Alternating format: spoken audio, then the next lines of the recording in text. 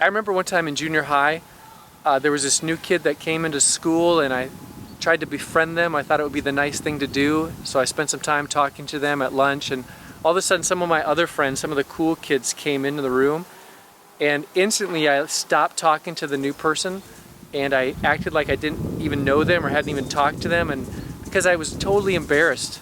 Once the cool kids came by, I didn't want them to think that I was associated with this kid who wasn't so cool. He looked kind of funny.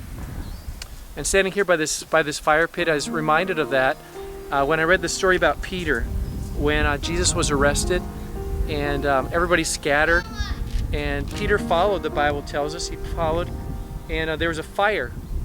And Peter came up to the fire to warm himself, and he sat down, and a servant girl looks at Peter and says, "Hey, weren't you one of those guys with Jesus?"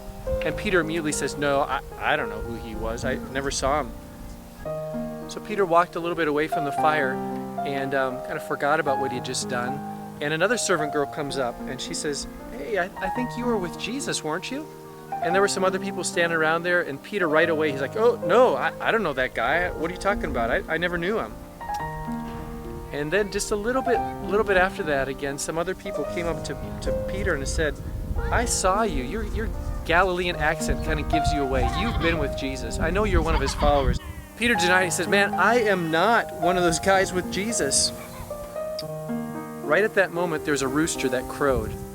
And Peter remembered what Jesus had said to him a while before that, several days before. Jesus said, "Peter, before a rooster crows, you're going to deny me 3 times. And at that point, Peter said, "There's no way, Jesus, I'm ever going to deny you. I'm committed to you. I'm following you. I don't care whatever happens. Even if somebody kills me, I'm not going to deny you." And here, a couple servant girls and a group of people caused Peter to deny him 3 times, even that he ever knew Jesus.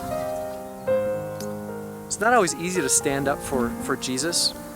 There are times when, for one reason or another, maybe it's a group of friends, maybe it's a circumstance where, if we're honest, we're embarrassed. We're embarrassed that we know Jesus. We're embarrassed to follow him. We want so badly to fit in with a group of people, and if they start making fun of Jesus, we step away from him and pretend like we never knew him, just like Peter did. I would like to think that if I had been Peter, I would have said, "No way, I know Jesus. I don't care what happens to me."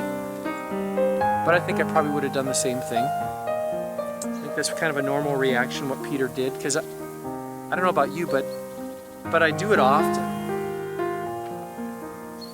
This Easter time, I want us to think about, what does it mean to be proud of Jesus?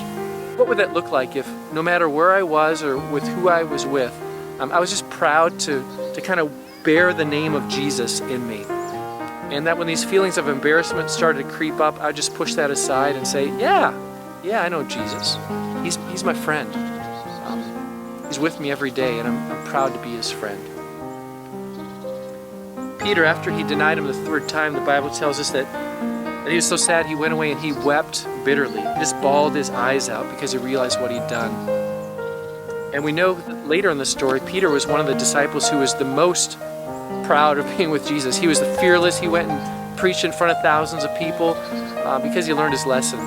He decided, hey, no matter what the cool kids think or don't think, man, Jesus is my friend and I'm proud to be with him.